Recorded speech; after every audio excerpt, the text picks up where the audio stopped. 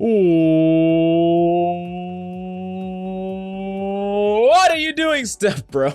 God damn it. Welcome to a brand new Valorant video, where in this video we're going to be breaking down the top 7 weapons to dominate 2.06. We're going to break down all the best weapons, give you targeted tips and tricks for each one, and good ways that you can train so that you can improve rapidly for every single one of them. So make sure you smash the like and subscribe, watch it to the end. But in order to get the godlike aim required to dominate the opposition and climb quickly to Diamond, Immortal, and beyond, you gotta go to the Game Leap website in the links down below for high quality step-by-step instruction on how to improve your aim and dominate with any weapon in the game. Go check it out right now in the links down below. But without further ado, let's jump into the video. Now, kicking it off with the first weapon on our list, the old reliable, none other than the Phantom. Now, the Phantom is a weapon that, when compared to the Vandal, seems like the superior option on paper, but for many, it just feels worse. Now, one of the biggest reasons for this is actually undisciplined crosshair placement.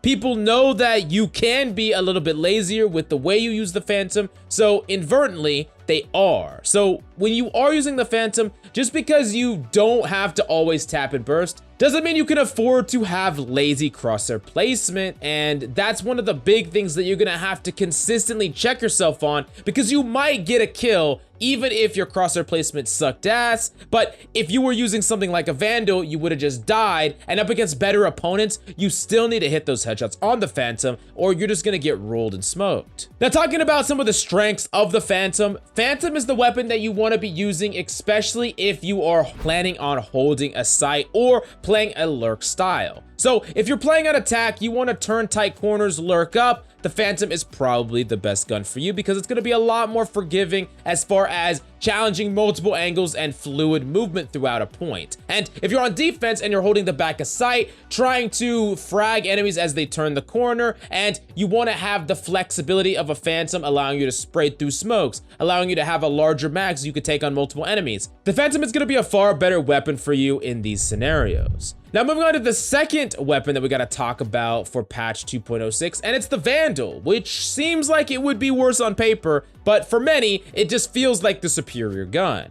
Now, I think this is the opposite problem of the Phantom, or the opposite reason. It's because people that use the Phantom, they learn the hard way. Because if you do not have good crosshair placement on the Vandal, you will just not get any kills, where maybe some percentage of those kills you will get on the Phantom, even if you didn't have good gunplay fundamentals. Now, that sort of punishment really ingrains into you how to aim correctly, because there's no other option. You're either gonna miss every shot, or you're going to quickly start to incorporate all these strategies. Now, for those of you who want to transfer from the Phantom to the Vandal, or use the Vandal a lot more, just remember that taps and bursts are the only thing that you could be doing. You can't really spray control the Vandal hardly at all. And a really important thing for you to understand is if you try to tap or burst and you miss, a lot of times your first instinct will be to allow your first shot accuracy to come back before you tap again while standing still, but that's just gonna get you killed. You need to be moving or change your positions. Take a side step before you try to line up some burst or taps again, because otherwise you're just gonna get tapped right back while you're trying to line up the next shot.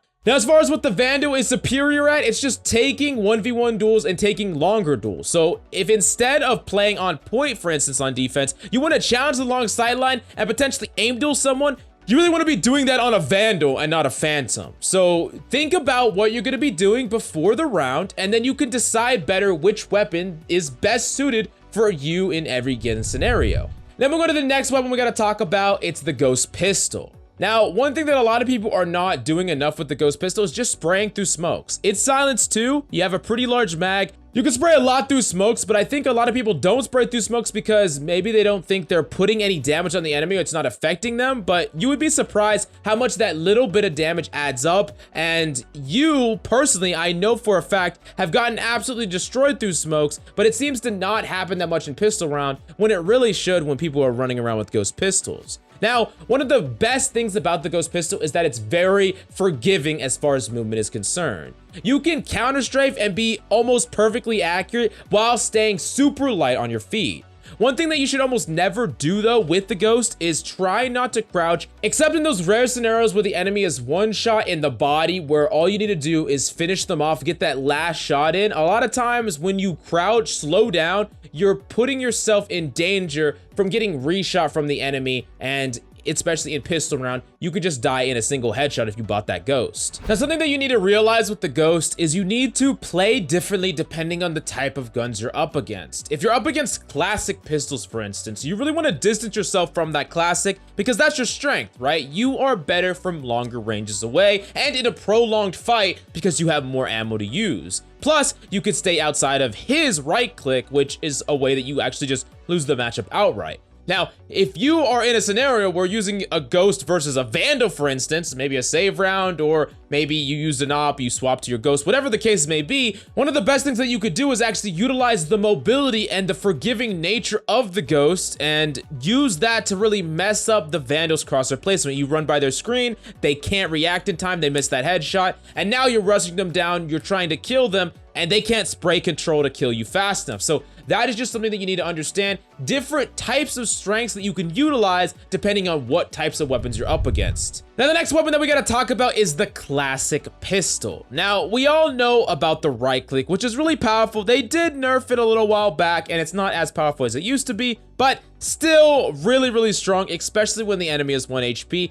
Actually, the specific number that you need to know is from that 30 to 50 meters, 22 damage in the body for 1 pellet and 18 in the leg, and then from that 0 to 30 meters, it's 26 in the body, 22 in the leg. So if the enemy is under that 22 threshold, then you should be aiming center mass with that classic right click, and if you need to win a matchup for more than that, then maybe you need to let them get a little bit closer and try to hit that right click in the head, or poke them down a little bit more before you go for that jump right click. Now, one of the best things, in my personal opinion, that you could do to practice the classic pistol is practice some close range flicking, close range right flicking if you're in the training room. You could also do some flick training and aim labs, but basically being able to quickly respond with the classic right click if an enemy pushes right up to you when you're like in a smoke, for instance, can be the difference between one tapping an enemy and basically just getting destroyed. Then we're going to the next weapon that we gotta talk about. We gotta talk about the Spectre, which is a weapon that has seen even more pick rate ever since the Bucky and the Stinger got nerfed. It's seeming like Riot wants the Spectre to be that sweet spot for the weapon that you can either buy without armor or the weapon that you can buy with armor after you win that second round. Either way, the Spectre is like the go-to SMG right now. So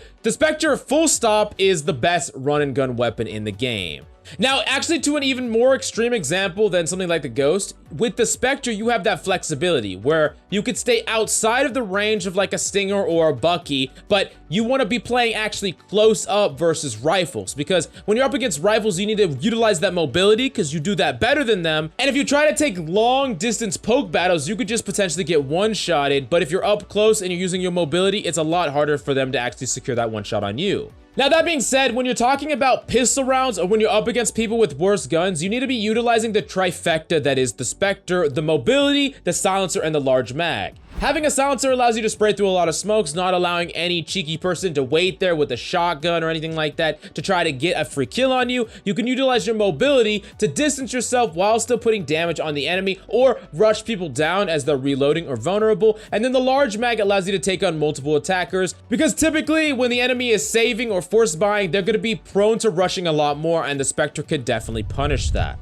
Now moving on to the next weapon we gotta talk about, it's the Sheriff. And the Sheriff is honestly one of the best eco-buy weapons in the entire game, especially if you are someone that has a little bit more money than the rest of your team. Maybe you're a duelist, you got a couple of kills, so when your team is saving, you can still buy a Sheriff and still have enough to buy a full buy next round. The Sheriff is amazing because it's one of those weapons that has the capability of turning an entire round that you really should not have won. Now, when you're talking about the Sheriff, one of the best things that you could be doing is actually not force rushing or anything like that. You should be lurking, trying to find these cheeky angles where you can either challenge someone who's holding an angle and you could use your crosshair placement to one-tap them, or lurking behind the enemies and being able to shoot them in the side of the head with the Sheriff, getting essentially a free kill and a weapon upgrade. Another thing that you could do with the Sheriff is something that we broke down in a previous match with Sentinels, which is basically called an all-in angle, where with the Sheriff, you hold a very aggressive angle, but you're hidden, and you try to hold this unpredictable angle because that's all you need to actually secure a one tap on the enemy that is not expecting you there. So this is all going to rely on your own mechanical skill and your practice with the Sheriff, but the Sheriff is one of those weapons that I think can really be the difference maker in a ton of games,